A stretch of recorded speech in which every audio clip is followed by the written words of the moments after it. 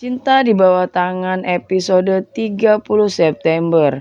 Vano merencanakan untuk membuat Tian dan Hana menderita. Vano pun mengirimkan sebuah paket yang berisikan asap. Namun asap itu bukan asap biasa ya guys ya. Asap itu berupa asap yang beracun, membuat Hana langsung jatuh pingsan ketika menghirup asap tersebut, membuat Tian panik dan ibunya pun ikut panik sama dengan Tian. Lalu di sisi lain pun Yuda akan menikah dengan Miranti karena paksaan Miranti. Jika Yuda tidak menikahinya, maka Miranti mengancam akan melaporkan Yuda ke polisi dan akan menjebloskan Yuda ke penjara, membuat Kinan menyalahkan Hana dan Tian guys ya. Kinan menuduh Tian dan Hana lah yang merencanakan semua rencana Miranti. Kinan langsung menemui Hana dan Tian, membuat Tian dan Hana terkejut karena memang mereka tidak mengetahui semua rencana dari Miranti.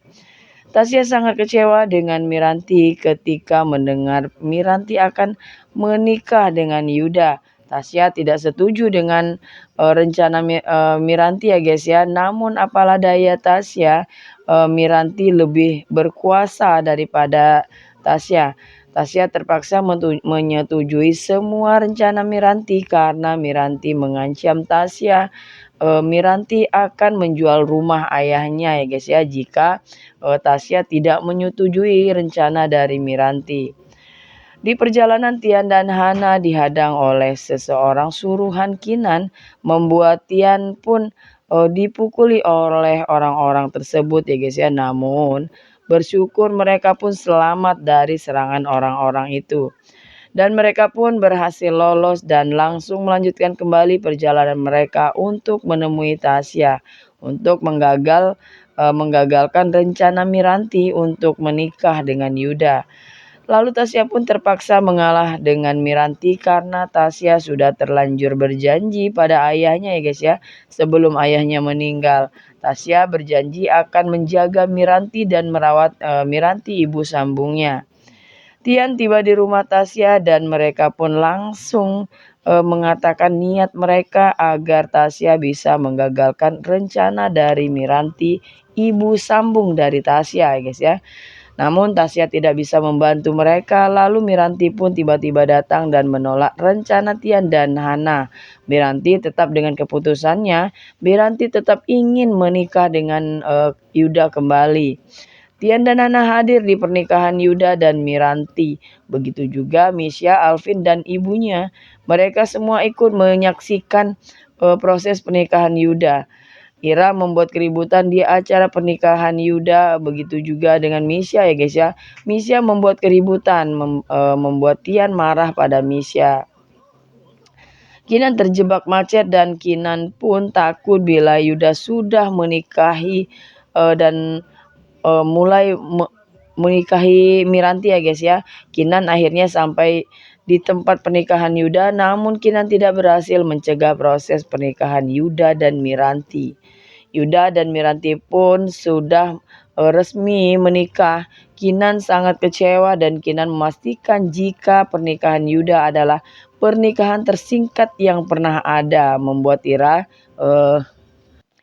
bertepuk tangan dengan kegaduhan yang dibuat oleh Kinan. Kinan lalu mengancam akan melemparkan air keras ya guys ya pada Miranti.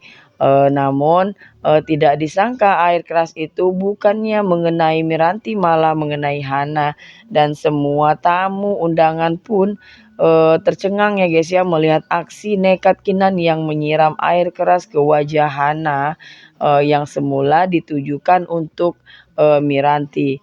Namun bersyukur Tian sebelumnya sudah menukar air keras itu dengan air mineral biasa karena Tian tidak mau rencana jahat Kinan itu berhasil. Yuda marah dengan aksi Kinan. Yuda pun marah pada Kinan ya guys ya. Miranti membuat drama seolah ketakutan dengan tindakan Kinan agar Yuda bisa mengusir semua yang tidak menyukai Miranti. Tasya pun tidak tinggal diam ya guys ya. Tasya ikut memojokkan Miranti dan mereka pun akan adu mulut ya guys ya. Lalu Alvin pun membawa Tasya pergi dari tempat itu. Alvin mengantarkan Tasya pulang agar Tasya tidak terus-terusan bersedih dengan semua peristiwa yang terjadi.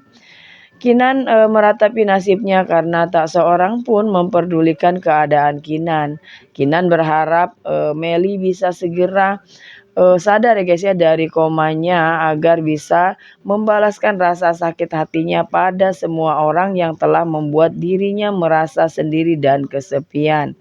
Yuda pun meninggalkan Miranti, namun Miranti tidak peduli dengan Yuda karena sebenarnya memang Miranti hanya ingin dan menginginkan harta dari Yuda. Yuda pusing ya guys ya dan ingin menenangkan diri untuk sejenak karena peristiwa yang ia alami cukup membuatnya penat dan stres. Itulah sebabnya Yuda menghindari semua orang dan pergi untuk sekedar menenangkan diri. Saksikan kelanjutan episodenya esok malam hanya di SCTV dan jangan lupa like, komen, dan subscribe-nya ya guys ya. Terima kasih.